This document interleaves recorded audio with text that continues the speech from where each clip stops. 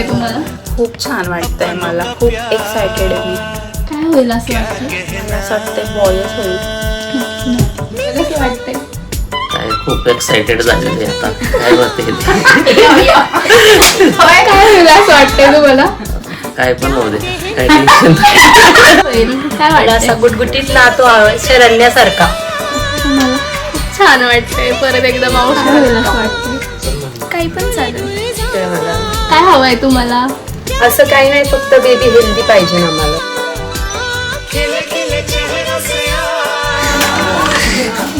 भाऊ